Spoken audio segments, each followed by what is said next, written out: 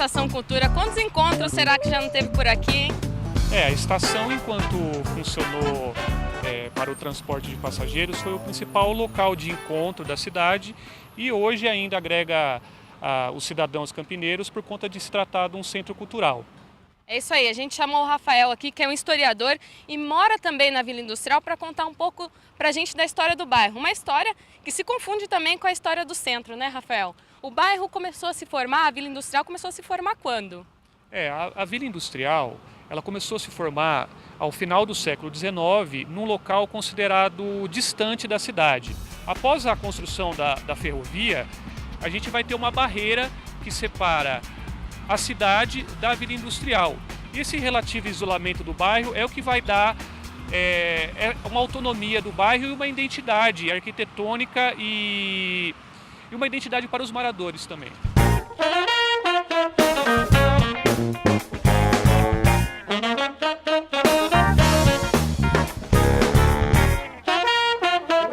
Foi inclusive uma das primeiras vilas operárias do Brasil, né? Sim, a Vila Industrial é uma das primeiras vilas operárias do Brasil. Ela vai surgir nesse contexto da industrialização, que também está muito atrelado ao contexto da economia cafeeira do final do século XIX e início do século XX, e vai surgir no mesmo contexto das vilas operárias paulistanas, mas vão ter algumas características um pouco distintas das vilas paulistanas. E esse é só o começo da história que a gente vai contar para você a partir de agora. Então, a gente está chegando aqui no túnel, conhecido túnel da FEPASA, que por muito tempo foi a única passagem dos moradores aí entre o trilho do trem, né? Justamente, a ferrovia ela dificultava a passagem do morador do bairro da Vila Industrial para a cidade, e essa construção ela facilitou um pouco essa locomoção. No entanto, a visão dos moradores da cidade ainda se mantinha em relação ao bairro, por conta das atividades que se realizavam ali. Tanto é que o apelido dos moradores do bairro, durante muito tempo, ficou sendo de bucheiro, por conta do consumo e venda dos miúdos do boi, que eles eram abatidos no matadouro, e consumido pelos moradores. Então, o bairro, durante muito tempo, ficou sob esse estigma. Mas, hoje, parece que essa situação se reverteu, porque o bairro, essa proximidade do bairro em relação ao centro, está levando uma valorização imobiliária da região. Agora, Rafael, vamos ver lá como tá, porque na verdade o túnel ainda é muito utilizado. 2.000 pessoas passam por aqui por dia, por exemplo.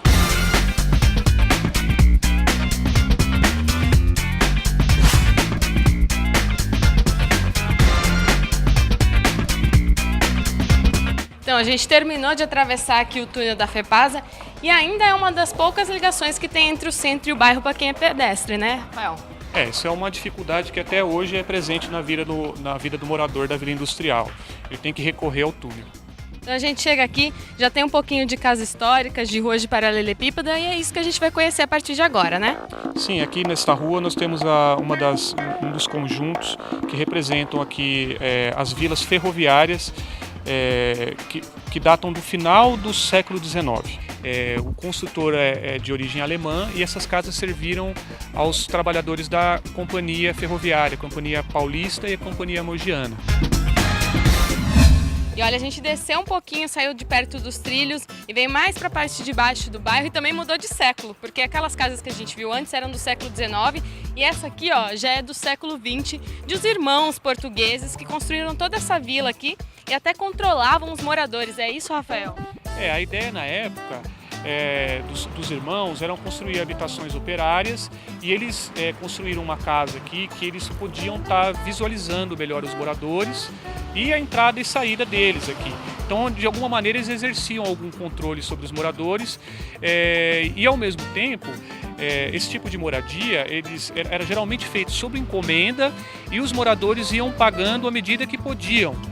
Então, os moradores geralmente ou estavam ligados à ferrovia, ou ao curtume, ou às outras fábricas que se instalaram no bairro. E hoje a gente tem aqui um dos conjuntos do bairro tombado e hoje é habitado por maior parte de população imigrante. Agora, essa travessa aqui tem até algumas casas que têm as datas. Por que eles geralmente colocavam essa data aí na frente da casa? É uma maneira de registrar esse acontecimento histórico, né? E faz parte também dos adornos frontais das casas. É uma característica arquitetônica da época mesmo.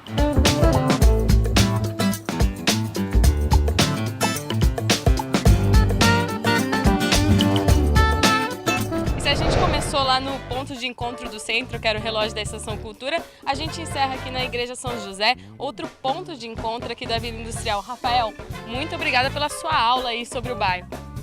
Obrigado a vocês e fico à disposição para qualquer dúvida. Agora, fiquei sabendo que tem gente transformando sucata em arte, é isso mesmo, Anil? Ah, Vila Industrial. Rapaz, cada coisa diferente que a gente tem encontrado aqui. E você não sabe. Agora a gente encontrou um artista plástico. É isso mesmo. O artista plástico ele faz escultura. Mas não é escultura pequenininha, não. É escultura de quase 1 tonelada. Essa aqui, ó. Vou bater na porta dele pra ver. Será que tá aí? É o Zé. Ih. Vamos entrar. Ô Zé! Cadê? Tá no telefone. Olha só o telefone dele, o orelhão. Opa, toma um minutinho aqui. Daqui a pouco eu ligo de novo aqui. Chegou uma equipe de reportagem, daqui a pouco eu entro em contato. Aguenta aí. Obrigado. Entrevistado internacional assim mesmo. O cara tá lá fazendo os contatos dele. Ô Zé, tudo bom? Tudo jóia? Prazer, O'Neill. Prazer, Próxima parada que a gente veio conhecer o teu trabalho aqui, cara. Diz que faz uma escultura pequenininha, aí a gente queria mostrar. Prazer recebê-los aqui no ateliê. Não, eu faço algumas coisinhas maiores também. Ah, então vamos lá. Vamos bater um papo então e mostrar pro pessoal o que joia. a próxima parada veio mostrar pra vocês. Vem ver. Pode entrar. Vamos comigo. Aí começa a aparecer aqui as artes. Ô Zé, quer dizer que aqui é o teu ateliê, cara? Que é a parte da confecção, né? Que é onde eu trabalho duro.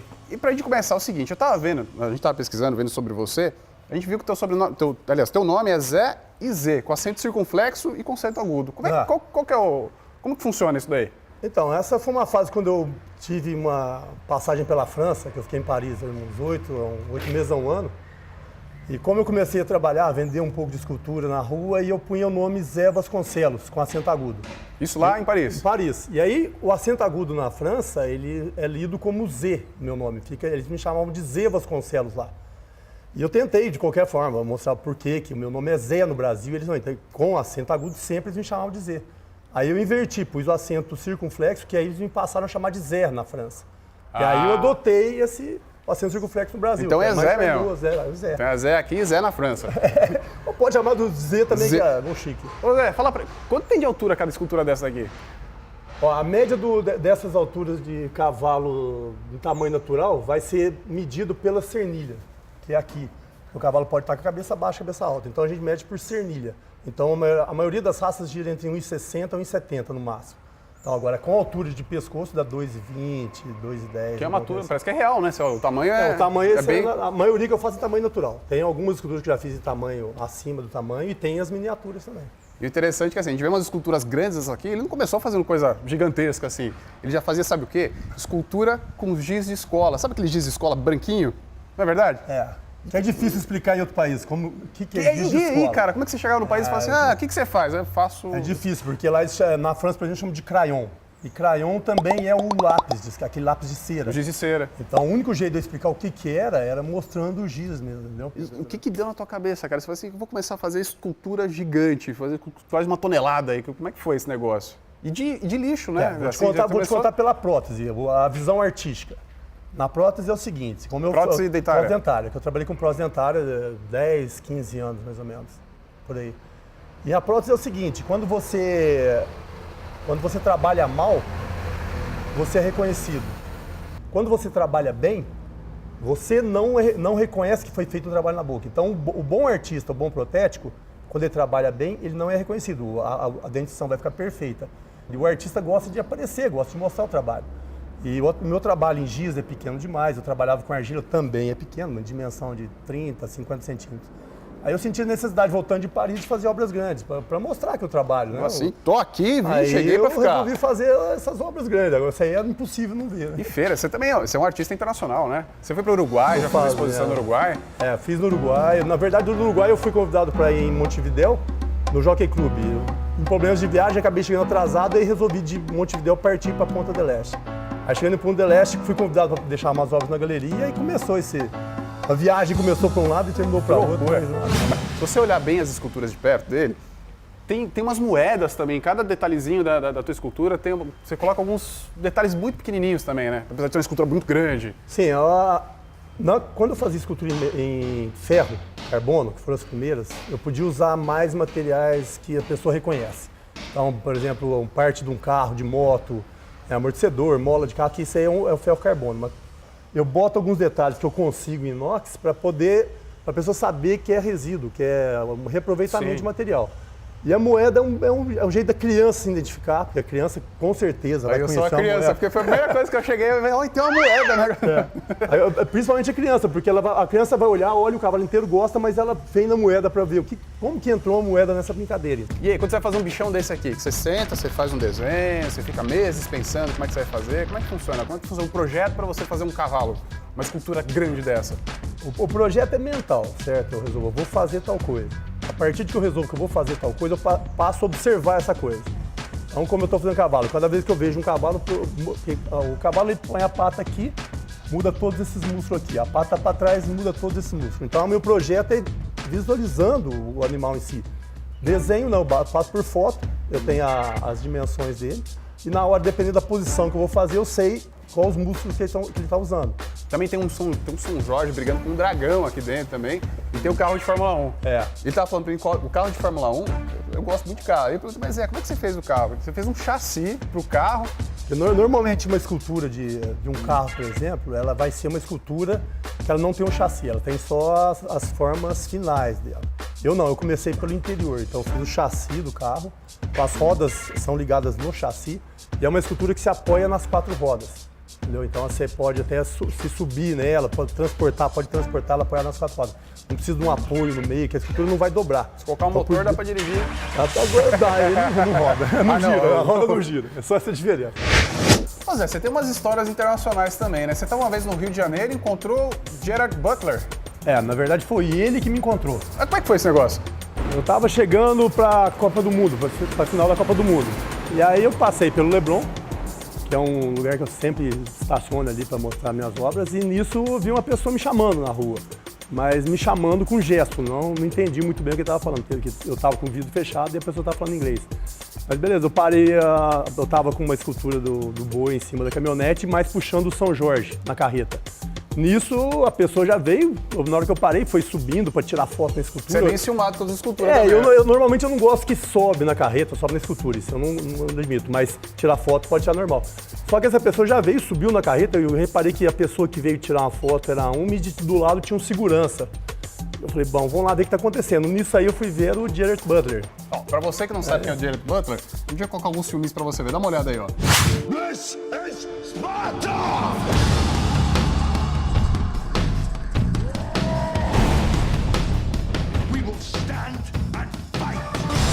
I should warn you, this guy's a little rough around the edges. Say hello to our new guest commentator. Who's this delightful creature? I'm your producer. I like your woman on top. Zé, é o seguinte, vamos conhecer tua oficina aí, teu ateliê, como é que você faz as coisas. Você me leva lá pra gente conhecer? Não tô trabalhando hoje, porque eu tenho um evento amanhã, então tô de boa hoje. Vou mostrar mais ou menos o que eu uso pra trabalhar. Vamos lá. A gente vê aqui que tem... O que eu uso é mais ou menos o material de um serralheiro. Certo? Quando eu comecei a fazer, eu usava solda elétrica, agora eu uso solda MIG, que já, um trabalho de 5 meses passa a fazer com 60% muito mais rápido. Bem mais rápido. Aquilo que a gente estava falando, que a gente estava falando do projeto e tudo mais, dá uma olhada no que é o projeto dele. O cavalo, por exemplo, a foto do cavalo. Ao invés de eu fazer o desenho, algumas eu posso até usar o desenho, mas normalmente eu faço uns cálculos de como eu chego nas dimensões da escultura. E depois o processo final, que é a modelagem estrutural, aí é totalmente criação. Zé, muito obrigado pela entrevista. Obrigado a vocês. Muito legal de conhecer o teu trabalho. E aí, qual vai ser a nossa próxima parada aqui na Vila Industrial?